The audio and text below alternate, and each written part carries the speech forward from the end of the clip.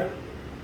오늘도 거룩하고 복된 날 현재에 나오신 귀하신 성도님들을 축복합니다. 오늘은 마태복음 13장 51절에서 52절 말씀을 본문으로 집주인의 비유란 제목으로 말씀의 은혜를 나누겠습니다. 연일 폭염이 내리쬐고 있습니다. 또 밤이면은 열대야로 우리가 잠을 이루는데 무척 어려운 일이 많습니다. 특별히 우리 몸은 성령이 거하시는 하나님의 전기로 있습니다. 건강관리 잘 하시기 바랍니다. 그동안 우리는 마태복음 13장에 기록되어 있는 천국에 관한 예수님의 7가지 비유들을 상고해 봤습니다. 오늘은 마지막으로 8번째 해당하는 집주인의 비유를 상고해 보면서 하나님의 베풀어 주신 은혜를 충만히 받고자 합니다. 예수님께서는 집주인의 비유를 통해서 천국된 백성된 우리들이 해야 할 거룩한 사명이 있음을 말씀하고 계십니다. 한마디로 복음 전파의 사명이 있다는 것입니다.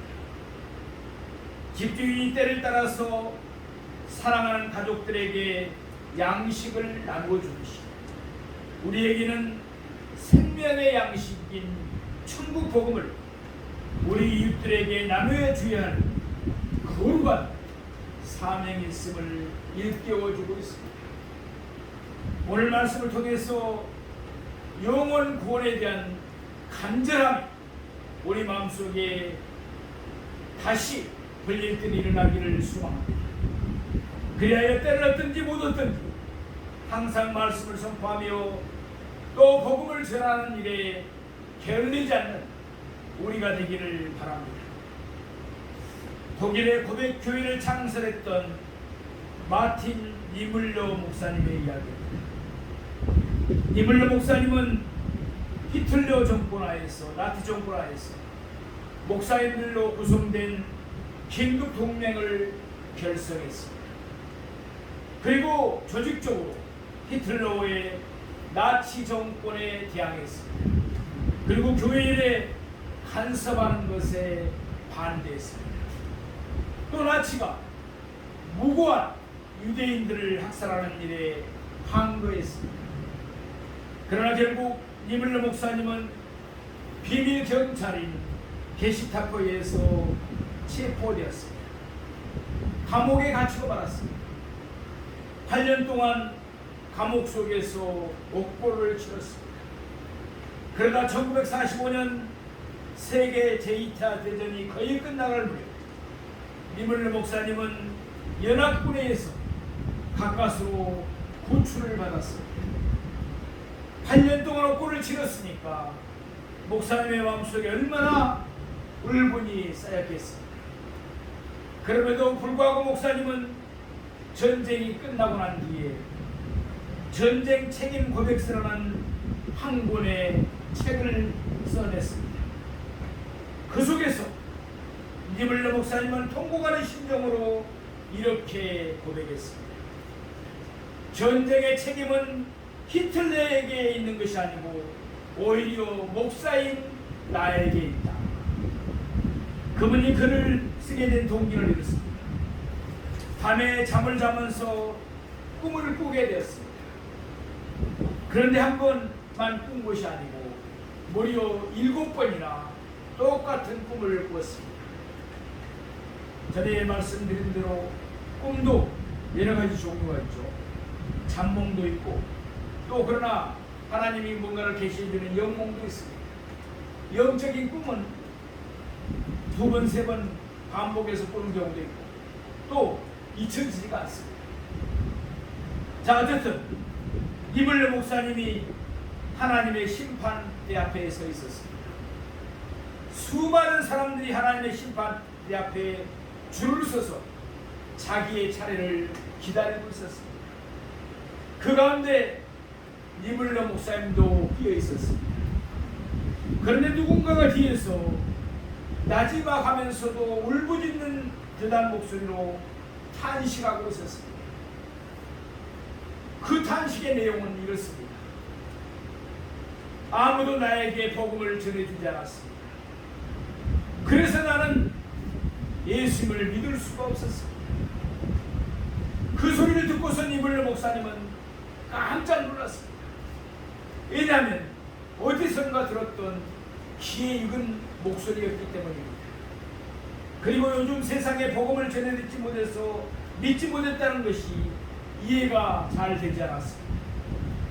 그래서 목사님은 그 목소리의 주인공이 누구인가 궁금해서 뒤를 돌아와 보았습니다.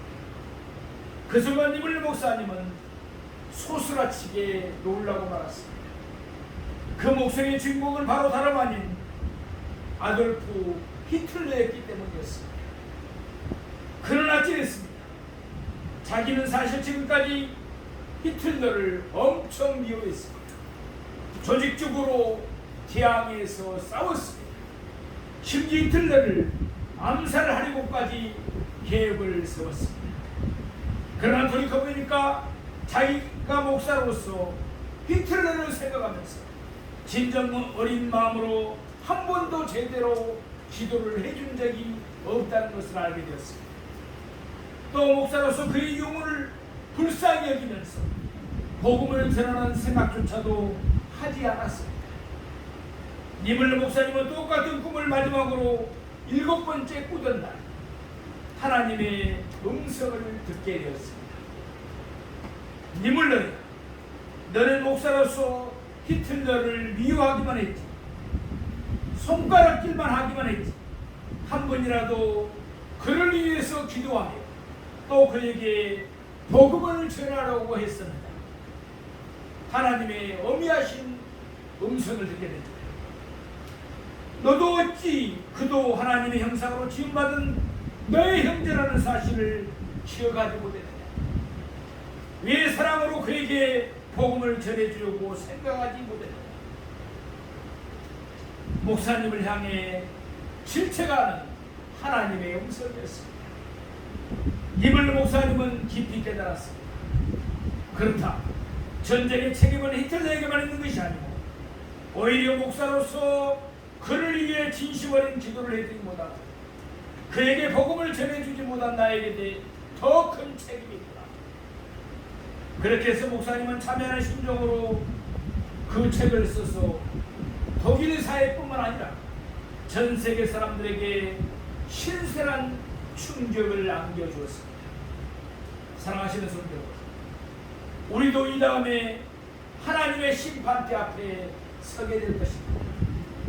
그때를 한번 생각해 보시기 바랍니다. 내 사랑하는 가족 가운데, 이웃 가운데 누군가가 이런 말을 하나님 앞에서 하게 될 때 우리의 심정이 어떻겠습니까? 아무도 내게 복음을 전해주는 사람이 없었습니다.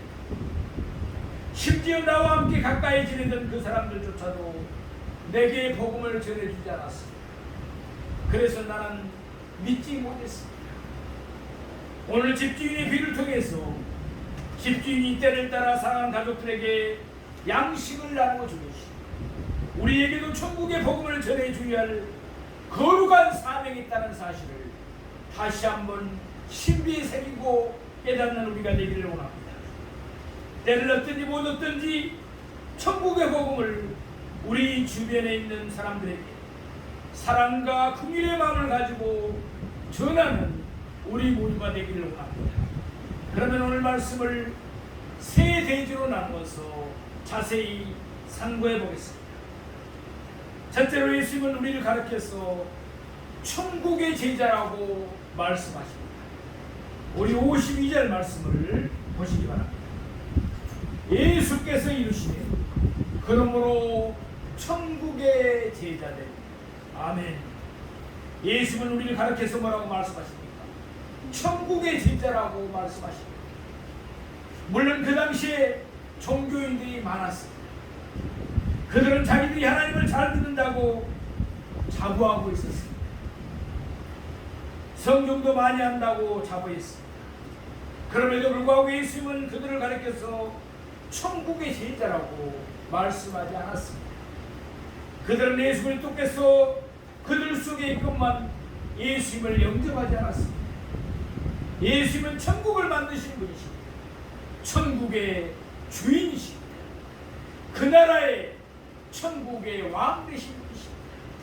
그럼에도 불구하고 그들은 예수님을 영접하지 아니하고 배척했습니다. 심지어 예수님을 십자가에 못 박혀 죽였습니다. 그러니 어찌 그들이 천국의 제자가 될 수 있겠습니까?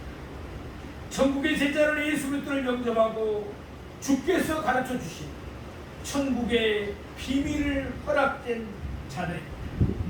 지금까지 예수님은 우리들에게 7가지 비유로서 천국의 비밀을 우리에게 말씀해 주셨습니다. 다시 한번 상고해 보십시오. 첫째로 무슨 비유였습니까? 씨 뿌리는 비유입니다. 천국의 복음의 씨앗을 뿌리는 것, 그것부터 천국은 시작됩니다. 두 번째로 밭의 가라지의 비유입니다. 이 세상에는 천국의 확장을 반대하는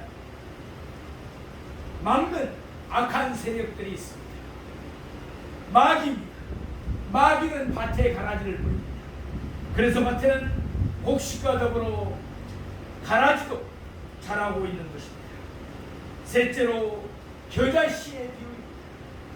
천국은 방해하는 세력이 많음에도 불구하고 점차적으로 확대되어 갑니다. 천국 백성의 수는 점차적으로 많아지기 마련입니다. 네 번째는 누룩의 비유입니다. 적은 누룩이 가루 속에 들어가서 가루 생활 전체를 부풀게 합니다. 마찬가지로 천국의 복음은 온 세상에 지대한 영향을 미치게 될 것입니다. 결국에 가서는 천국이 온 세상의 모든 것을 덮을 것입니다. 다섯째로 밭에 감추인 보화의 비유입니다. 천국은 너무나도 값진 보화이기 때문에 우리의 모든 것을 팔아서라도 사도 결코 아깝지 않습니다. 여섯 번째는 진주의 비유입니다. 천국이라는 진주는 너무나 소중하기에 우리의 모든 것을 팔아서라도 반드시 사야 하는 것입니다. 일곱 번째는 그물의 비유입니다. 어부들이 그물 속에 잡힌 고기들을 물가로 이끌어냅니다. 그리고 잡힌 물고기들을 분별합니다. 좋은 것은 그릇에 담습니다. 그러나 못된 것은 내어버립니다. 심판의 날에로도 마찬가지입니다. 의인 중에서 악인은 갈라내어질 것입니다. 그리고 그들은 풀밀불 지옥에 던져질 것입니다. 거기서 슬피 울며 이를 갈게 될 것입니다. 이렇게 천국의 비밀을 7가지 비유로 말씀해 주시고 난 뒤에 예수님은 제자들에게 물으셨습니다. 너희가 이 모든 것을 깨달았느냐? 제자들은 예수님의 질문에 대답했습니다. 그러하이다. 우리가 다 깨달았습니다. 이제 너희가 천국의 제자입니다. 천국의 제자들은 천국의 비밀을 아는 것이라고 했습니다.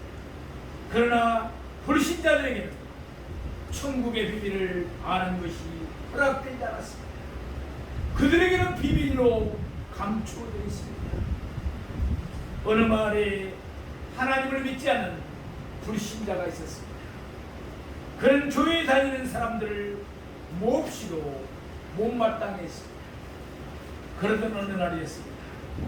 그날은 주일 일요일이었습니다. 그는 길을 걸어가다가 자기가 잘 아는 동네 꼬마아이를 만나게 되었습니다. 그 아이는 손에 성경과 찬송가를 들고 교회에서 예배를 드리고 집으로 돌아가는 길이었습니다. 아저씨, 안녕하세요. 그래, 너 어디 갔다 오니? 예, 교회 갔다 옵니다. 교회는 뭐 하러 다닙니다. 예, 하나님께 예배 드리고 왔어요. 하나님이 어디 있어? 내가 내게 하나님이 어디 있는지 가르쳐주면 내가 너에게 사과 하나를 주마. 그때 아이는 스스럼없이 불신자에게 이렇게 대답했습니다. 아저씨, 하나님이 안 계신 곳을 제게 말씀해 주시면 제가 아저씨에게 사과 2개를 드리겠습니다. 사랑하시는 성도, 어른이라고 해서 천국의 제자가 되는 것이 아닙니다. 이 세상에 많은 학식을 가지고 있다고 해서, 돈을 많이 가지고 있다고 해서 천국의 제자가 되는 것이 아닙니다. 어린아이라도 좋습니다. 배우지 못해도 좋습니다. 가난해도 괜찮습니다. 천국의 비밀을 아는 것이 허락된 자가 바로 천국의 제자인 줄로 믿습니다. 예수님을 말한 사람들 가운데서 우리를 택하여 주셨습니다. 우리에게 천국의 비밀을 알게 주셨습니다. 우리를 천국의 제자로 삼아 주셨습니다. 둘째로 예수님은 우리를 가르쳐서 천국의 서기관이라고 말씀하십니다. 우리 52절 말씀을 다시 보시기 바랍니다. 예수께서 이르시되 그러므로 천국의 제자된 서기관마다. 아멘. 예수님 당시에 종교인들 가운데 한 부류가 바로 서기관이었습니다. 서기관이 하는 일은 성경을 베끼는 일이었습니다. 그때는 인쇄술이 발명되기 전이었습니다. 그래서 서기관들이 성경을 손수 이렇게 베껴 써야 했습니다. 그러다 보니까 성경을 연구할 수밖에 없었습니다. 그래서 그들은 성경을 남에게 가르치기로 했습니다. 그런데 이들은 율법을 지나치게 문자적으로 해석해서 하나님의 의도와는 다르게 율법을 해석하고 가르쳤습니다. 그러나 율법을 해석할 수 있는 권한은 당시 사회에서는 상당한 기득권이었습니다. 그래서 하나님의 아들 오신 예수님을 대적하고 결국은 예수님을 십자가에 죄행하도록 백성을 선동하던 자들이 바로 서기관들이었습니다. 그러나 예수님은 여기에서 서기관을 당시의 서기관의 모습이 아니라 원래의 서기관의 역할, 즉 말씀의 보존자이며 전파자로서의 이미지로 사용하신 것입니다. 즉 천국의 비밀을 모두 깨달았으니 다른 사람들을 가르칠 책임이 너희들에게도 있다는 것입니다. 예수님은 제자들에게 너희가 깨달은 그대로 천국의 의미가 변질되거나 왜곡되지 않도록 전달하는 역할을 부여하신 것입니다. 우리는 하나님의 말씀을 깨달아야 합니다. 하나님의 일하심이 이 땅에서 어떻게 실행되는지 알아야 합니다. 그런데 깨닫고 하는 것에서 멈추어서는 안 됩니다. 다른 사람들에게 열심히 전파할 책임이 우리에게 있습니다. 그 깨달음에 또 걸맞게 행동해야 할 책임도 우리에게는 있습니다. 오늘날 이 세상은 기독교를 대적합니다. 알곡과 가라지가 한밭이는 것처럼 긴장과 갈등의 세상처럼 보입니다. 하나님의 나라가 쑥쑥 눈에 띄게 자라지 않는다고 우리가 실망해서는 안 됩니다. 박해와 갈등 속에서도 하나님의 나라가 자라고 있음을 믿는 제자들은 그 일을 위하여 자신을 헌신합니다. 자기의 소유를 다 팔아서 그 밭을 샀다고 했습니다. 밭에 감춘 부와 낮고 천한 모습으로 이 땅에 오신 보배로운 주님을 드러내는 일에 자신을 드리는 것입니다. 우리는 한편으로 천국의 제자가 되었습니다. 천국의 비밀을 깨닫고 배웠기 때문입니다. 또 한편으로는 우리가 천국의 서기관이 되어야 할 사명이 있습니다. 우리가 하는 것을 다른 사람에게 전수해주고 가르쳐야 할 거룩한 사명이 우리에게 있다는 것을 늘 명심하시고 전하는 우리가 되기를 소망합니다. 사랑하시는 성도 여러분, 우리는 한편으로는 천국의 제자입니다. 천국의 비밀을 배웠습니다. 예수는 우리를 천국의 서기관으로 세워주셨습니다. 내가 깨닫고 내가 배운 천국의 비밀을 다른 사람들에게 전수해 주라는 것입니다. 우리에게는 천국 복음을 전파할 거룩한 사명이 있음을 한시라도 잊어서는 안 될 것입니다. 세 번째로 예수님은 우리에게 집주인과 같다고 말씀하십니다. 우리 오늘 본문 52절 하반부 말씀을 보시기 바랍니다. 마치 새각과의 것을 그 곳간에서 내어오는 집주인과 같으리라. 아멘. 집주인은 곳간에 새 것도 또 옛 것도 함께 보관합니다. 전에 우리가 시골에서 살아보신 분들은 다 알겠지만 곡간이 있습니다. 그의 곡식을 새롭게 수확해서 곡간 속에 보관합니다. 새 것입니다. 그러나 날씨가 더워집니다. 겨울철에 두툼하게 입었던 옷을 벗어놓습니다. 그 당시에는 옷이 매우 귀했습니다. 내어버릴 수가 없습니다. 집주인은 그것을 모아서 역시 곡간에 보관합니다. 옛 것입니다. 집안에 있는 모든 사람은 집주인의 통솔을 따르게 되어 있습니다. 집주인은 가족들을 사랑하는 마음으로 필요에 따라서 새 것을 내어줍니다. 또 때로는 내 것을 내어서 그들에게 주기도 합니다. 만일 집주인이 곳간을 닫아놓고 열어주지 않으면 그들은 어떻게 되겠습니까? 가족들은 굶주릴 수밖에 없습니다. 또 헐벗을 수밖에 없습니다. 예수님은 우리를 위해서 친히 천국의 집주인이 되셨습니다. 예수님은 때로는 천국의 흑관을 여시고 우리에게 새 것을 공급해 주셨습니다. 천국의 비밀을 새롭게 알려주신 것입니다. 때로는 천국의 흑관을 여시고 옛 것도 내오셨습니다. 예수님은 율법의 참된 뜻을 우리에게 말씀해 주셨습니다. 예수님은 자신의 삶을 통해서 율법을 완성시켜 주신 줄로 믿습니다. 예수님은 천국의 비밀을 깨닫는 제자들을 예수님과 같은 집주인으로 임명한 것입니다. 이제 예수님은 우리들이 천국의 집주인이 되기를 바라십니다. 천국의 집주인 된 우리가 때를 따라 이웃들에게 생명의 양식을 나누어 주기를 원하십니다. 마태복음 24장 45절 말씀입니다. 충성되고 지혜 있는 종이 되어 주인에게 그 집사람들을 맡아 때를 따라 양식을 나눌 자가 누구냐? 우리 모두가 때를 따라 양식을 나누어주는 충성된 하나님의 종들이 되기를 소망합니다. 우리는 때를 얻든지 못 얻든지 생명의 양식, 그 천국의 복음을 우리의 가족들에게, 이웃들에게 나눠줄 수 있는 사랑과 긍휼의 마음을 늘 가져야 될 줄로 믿습니다. 사랑하시는 성도 여러분, 수많은 사람들 가운데서 예수님은 우리를 천국의 제자로 삼아주셨습니다. 천국의 서기관이 되라고 말씀하십니다.